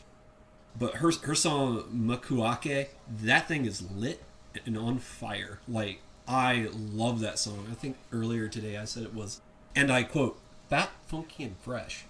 So you can take that to the bank. I loved that song. I loved that song. That song is amazing. And that's why I was like, I don't understand why I had a hard time finding other songs of her that I liked. Because it's like, it's very, very rare of me to find one song I genuinely love, and then the rest of it, it's just, it's like, feels like you're throwing spaghetti against the wall and it's not sticking for whatever reason. But I kind of had that with her. And so today when we're done, like, I already grabbed her album off of Apple Music, her Makuake album. And I'm going to listen to it again and try to see if there's just something that, because, it's been a chaotic week. It's been a little bit of a stressful week. And now that the stress is behind me because I had to move and I just had a lot going on, like maybe, doubling down again, maybe I'll find something that I like a little bit more, because I did like her voice. I liked her sound. And I think it just, with the week and just everything going on, like this is one of those times where it's like, the pieces didn't quite fall into place. But, I really, really like Makuake. Go check it out. Like that song was insane. What did you think about this? About Eru? Luna? I love her. So I completely 100% agree. She's going to take off. She's going to take off big. And Future Wave is freaking amazing. So is Makuake. Her vocals are fantastic. I love the style of music. And I didn't think of that, but yeah, she does have that K-pop sound, which I don't know why it didn't dawn on me before. But I like that. I like the R&B style, and as it's more of the newer R&B, which I still love it. Her first mini album is freaking amazing, and I am going to be buying a physical copy of that. I look forward to more of her stuff. I think she is going to do really, really, really well. Yeah, I'm very looking forward to that. And with that, actually, I'm going to have you take charge of this one, Luna, because this is your artist. Okay, so the next one we have is Hiromi. So Hiromi is a Japanese R&B singer who she started good while ago. She was actually celebrating her anniversary this year, her 10th year anniversary, if I'm correct. Very upset I could not go. Wish if I could, because I tried to see her live when I was in Japan in 2014, and her concerts all sold out. I went to get tickets and they were all sold out in Tokyo.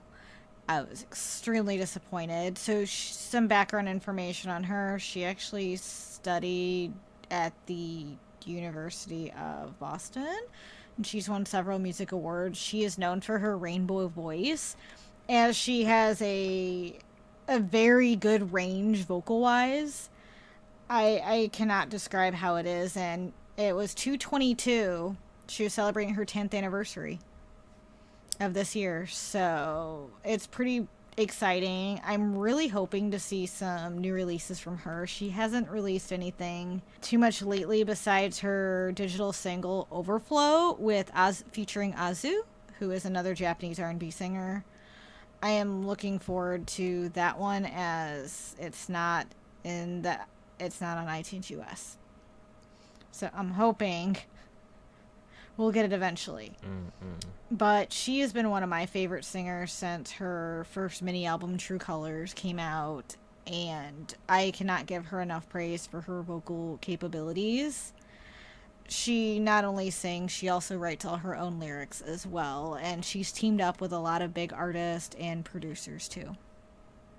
So, but I'll just say I can't choose a favorite song because I have too many. But if I had to, one of them is Butterflies, Addicted, Teenage Love, Aisaratai, Complete. So, and because she's been under so many different record labels, her music videos are scattered throughout her name in English, or Romaji, and her Japanese name, so in kanji. So, but I highly, highly recommend her because I freaking love her. So I'm curious to hear what you all think, and if you guys have kind of changed your opinion of her when you re-listen to her music. How about we actually start with you, Rentford, since I don't know if you've been exposed to her before. Yeah, so actually, I believe I've heard of her before, considering she's been around, but I can't say if I've actually listened to her until the preparation for this podcast. But yeah, I can definitely tell that she's a veteran when it comes to R&B. Because to add to what you said, Luna, about her vocal range, I think she has a really good control over her voice. She has great vocal control and a great range of expressiveness in her singing, especially in the gentler, softer moments. But that doesn't mean that she's lacking in any suitable song styles. I feel like her gentle, smooth singing voice can fit anything from a piano ballad to a more up-tempo R&B club-esque hit. But I think her voice shines best when given a slightly I guess busy backing track arrangement that isn't too focused around the melody, allowing her voice's soothing qualities to work as a balancer. So I think I kind of bit off of you. I saw that you had Butterflies written for your favorite track, so I listened to that and the rest of that album, and yeah, that was really great. So I feel like the combination of Butterflies back to back with Mi Kansei is a really good demonstration of her vocal capabilities, right? Because Butterflies is a really upbeat, really fun song, and Mi Kansei is a really smooth, just really beautiful, relaxing, R&B-esque kind of song, right? So I think that combination back to back on that album is really good. So I'm really grateful that I was introduced to Hiromi through this list. So thank you. Oh, good. I'm glad to hear it. What about you, Gray? What did I know you had trouble finding some of her music at first? So I'm curious if you got to check out any of her other tracks. Yeah, I was able to check out a couple of them. I will say she has a very nice poppy sound, which I genuinely like, and I think she really has a good sense of song flow and feel, and her music's just a lot of fun to listen to. And the song that really stood out to me was Kimi ga itemo inakutemo. I had a lot of fun with that song, and I felt like that was just a little fun, nice little fun pop number that you can just listen to and just dance to and stuff. Oh, thank you. And what about you, Ken? What did you think? Well, with her, it's good old aughts and teens R&B, and has such a Western style, and I love that. And there's that her song Tequila Sunset comes into mind as one of her best songs, and how her melody just mixes in with the vocals, and it's just magical in my mind. And that's what it's like for a lot of her songs, actually, and I was quite surprised. I took it as a grain of salt the first time we went through this around, but after listening, and it helped that you gave us like a good amount of songs to listen to. That really helped me understand her just a bit more than the last time we went through this. So thank you for that, honestly. Oh, you're welcome. I know her music's a little bit harder to find on YouTube just because of her how she has her name spelled. So, and I follow all the channels she's been under. But she's an artist I followed for so long, and I'm so glad that other people have gotten to listen to her. And I think that Western R&B is one thing that I've always liked about her. Is that she brings the Western sound along with the Japanese sound to Japan. So a good mixture. But yeah, with that, let's continue on to Boundary. Boundary is a three-member rock band that brings back those pop punk days of the yesteryears. And I'm kicking myself of why I stopped following them in the first place, mostly because the bassist is the one of the people that I'm teaching English to. So I'm kind of kicking myself a little bit. Plus I love gorillas. Yeah, you got to get on that. Like, come on. I'm just making the face of DK. I don't know. Ooh. But yeah, what did you think about them initially, Gray? Because I know they're a girl rock band, so that's an instant win for you. Yeah, no. These girls are really, really high on my list. I really love their music. They're like they have a couple of songs on YouTube, and I tried to listen to everything I could find about them. I do think Timer is probably their best song, but like their song Sayonara is also just really good. There's a fun, catchy beat to it, and I really want to hear more from these girls because they do have a limited pool, but they just have a very they just have very powerful and memorable music, and I just want more. And I like ever since I heard them, I really, really liked them. And I remember the first time that we covered them, I really, really liked them. And I thought it was so cool that you were like, oh yeah, I teach English to the bassist, and I was like, oh man, that's so cool. And so I would love to talk to the band and see what plans they have, see if they have anything new coming up, because I really, really like them, and I think like they write really good music, and so I can't wait to hear more from them.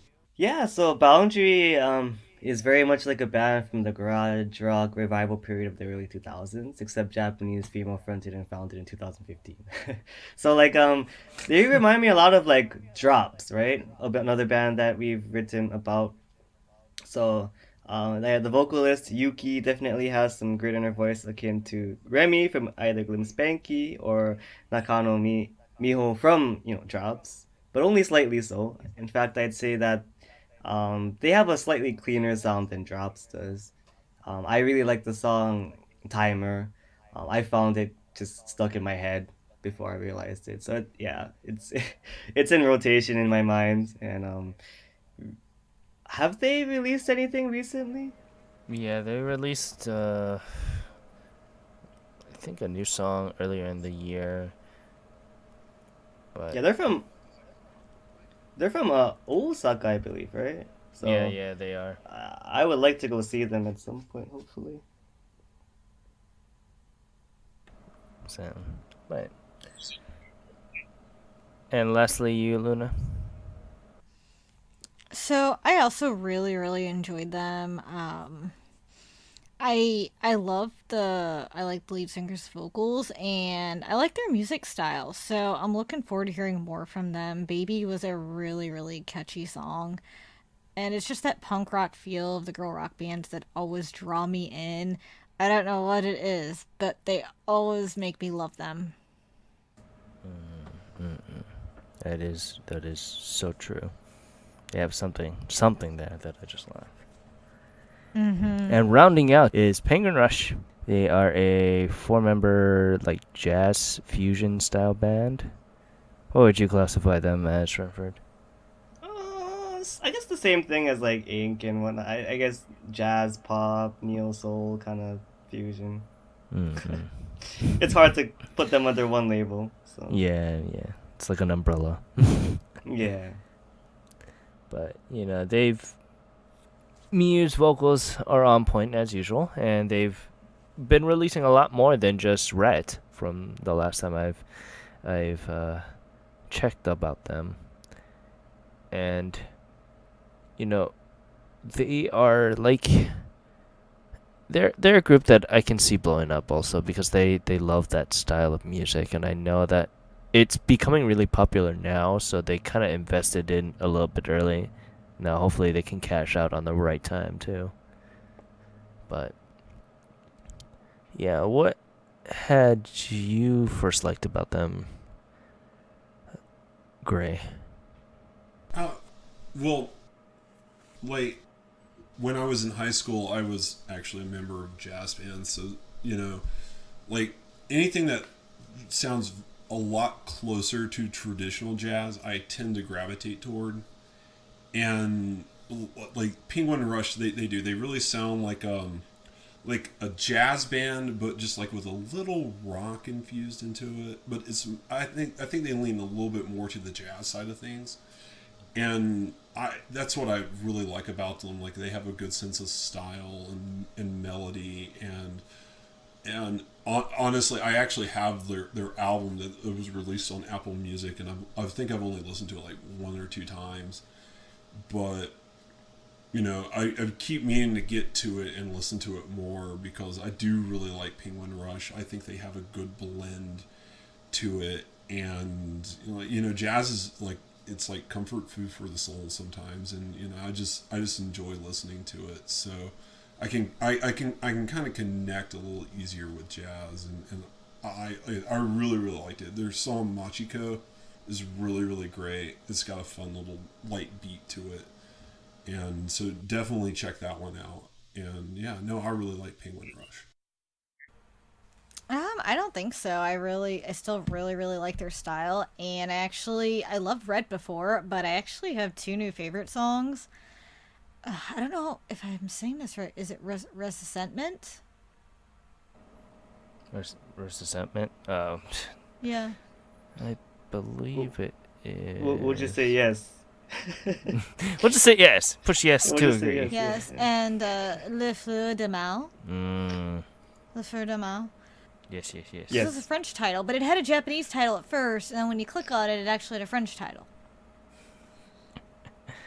If you know what I mean. I don't know. Parlez-vous français? A little bit. A little Je bit. m'appelle Ken.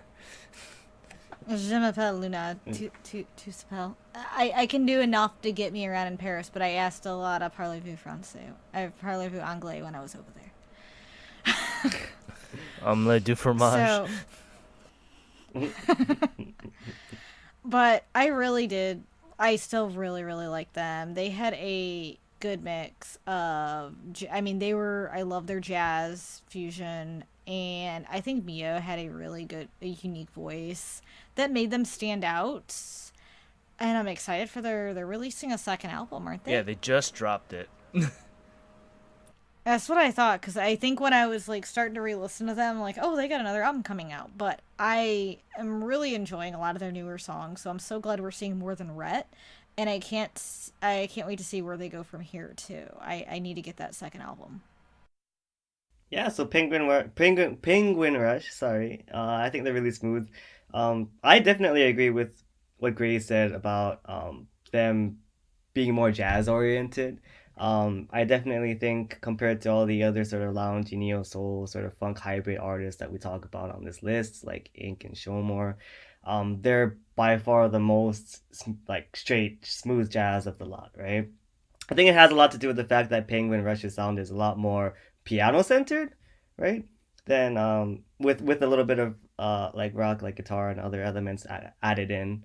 So it's interesting that that's the take that they have. It makes them sound unique, and I also think that Mayu's voice is really clean and smooth. I think yeah, rather than she isn't as rich and soulful, but like her voice is really smooth and easy to listen to. So yeah, I enjoyed all the songs I listened to. Red was my favorite song, and I haven't been able to. I think I listened to their new album one time. I would like to listen to it again. But yeah, after that, it is the lovely Jungri. And with that, I'll have you take over again, Luna. All right, so we kind of talked. We did go over Jungri last time. So she is I would say, Japanese pop singer. More, I guess I'd classify it as pop. She has a lot of piano-based music. So she has actually been around for a good while. I want to say she got her start in around high school, early college. She was under Sony record label. She released two studio albums, a best album, several singles. I have been a fan of her since Possession, and that was her debut single under Sony, and I still love her. And she actually had left the music industry for a while. She went back to college, and she came back last year with a digital single called Purple Cloud, which is a completely different style change in my opinion. I mean, she has very relaxing music, especially with the piano based, and plus even her upbeat songs have a lot of piano bass. But this one was super chill, super mellow, like R&B chill mellow. And she could easily pull up R&B, so I'm not surprised. With her vocals, she is bilingual. So she's one, and I'm surprised she hasn't released more since Purple Cloud. She does have a new digital single coming out entitled Element, which comes out July, I want to say 16th. But let me check Instagram, because if you check her out on Instagram, she keeps you updated with her releases, and she's doing several release parties. My favorite song is still one of them is Lullaby for You, which was under Sony. I also love that on her YouTube page, she actually has all original songs that she has sang and wrote herself. Many of them are piano based, and the videos are really fun and cute too. I'm really enjoying her new style. It is July 16th. It'll be a single release party called for Element. It'll be at Shibuya Eggman. But I am extremely ecstatic about this one. I also say Unhappy is one of her original songs I really love. That was very, very well done with the piano, and her voice is just amazing. She has a very good range. Here to Stay is another one of her original ones. It's more of a Christmassy song, but I really, really love it. And I want to say I wish if her original songs were available on iTunes, which they are not. If you can find her debut song Possession, that is an amazing song. Just the beats, her voice with it. It is super catchy, and there is also a English version of it too. But I'm curious to hear what you guys think, and if you've changed your mind, or if you've had a chance to dive into some of her Sony music, if you've never heard it. We'll start with you, Rentford, because I know you weren't on here when we talked about Jungri last, so I'm curious about your opinion of her. Yeah, so I used to be a fan of Jungri back in the day. I actually own a physical copy of Close to Fantasy. So yeah, I did not know that she came back last year, and occasionally I used to think like, oh, I really miss Jungri. She was really good back in like 2000, and I believe it was like 2006 or 7. I think so, yeah. Yeah. But yeah, so I'm glad that she's back. Yeah, and with her style change, right? Because before, I guess she was like 18 when she released music under Sony and EMI, right? So now Yep. she's back and she's doing more R&B as opposed to like the pop music. She had like pop, upbeat pop, and like piano ballads and stuff back then, right? Mm-hmm. But now, yeah, Purple Cloud really surprised me because like not only is it very different from what she used to do, but she pulls it off really well, right? Because I feel like her, it's been what, over 10 years, right? So she's like a lot more mature, Yeah. as a like a singer, as a composer, as a person, right? So I think she's really able to pull off this more mature sound like really well. And in fact, despite being a fan of how like she sounded back in the day, I feel like this might be a better suit for her voice than that. So yeah, I think she's a great singer songwriter. I love the tracks that she penned for other people as well. I love the new music that she put up on her YouTube channel. I can't wait to get more physical releases so I can add that to Same. my That's collection. that. I'm waiting for that too. I also own a copy of Close to Fantasy, and I also have Best Tracks and Love Forever. I loved her music, but I do agree. I think her mature sound is it's a good fit for Yeah, it her. actually fits her really well. It's really different, and I wasn't sure what to expect, but yeah, it really works. Like, I really liked Possession, like Hop, Step, Jump, my All for You. She had so many great songs on her first album. I liked every single one Mm-hmm. of them. And it's been years since I heard them. I haven't been able to listen to them in Japan because I don't have the CD with me, and they're not available on Spotify. So I feel exactly the same as you do, Luna. I wish they were available, but oh well. Mm-hmm. What about you, Gray? What did your opinion change a little bit on her? I honestly don't remember my old opinion of her, so I don't know. Like, I guess if you want to go back and listen to my initial thoughts on her and compare, like you can do that. But like, it's just it's been so long. I just don't remember. I will say like for me, like Purple Cloud is a really good showcase of her voice and like her vocal range and what she can do. But at the same time, like Purple Cloud for me is not really a song I really like or care much for. So for me personally, I almost actually wrote her completely off, and then I heard Unhappy, and then absolutely fell in love with her. So like I was really glad like I kind of waited and waited, and I found like a song that just really just loved. And like I love the fact that like she plays the piano, because I didn't know like she played the piano and sung. I didn't know like she was like that dual talent sort of thing. And so it was a nice surprise, because in the Unhappy music video, like you actually watch her play the keyboard while she's singing the song, and I mean her vocals are just on point.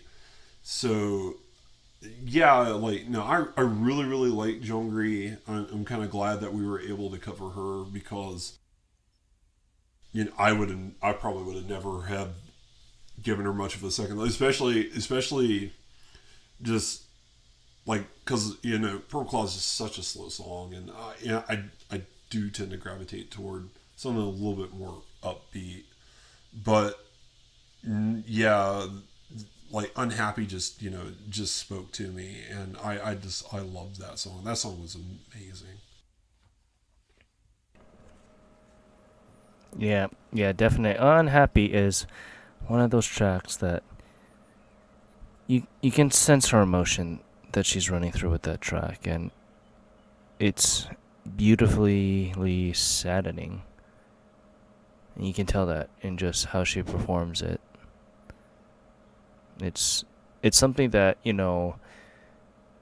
with her stuff now, that I'm starting to take a little bit more of an attention towards her with this so-called like fresh reboot, Yeah, so to speak. yeah, But it's good that she's still continuing on, and that her her voice is still going to be heard some way somehow. I agree. Did you have any other? I wasn't sure if there was anything else you wanted to say, Ken, about No, her. you guys actually hit the nail on the head. A lot, both of you guys. So everything that I did want to say was already spoken of. So it's, you know, like I said, I'm happy that I got to sit down and listen to Jongri again. Very, very happy Yeah, about that. really, Good. really. I'm glad that she's back because like there are so many artists just like stop and like you just want more music from them and like you just never get it from most of them and so fortunately Zhongli's Oh, back. She's back. I'm excited. Yep.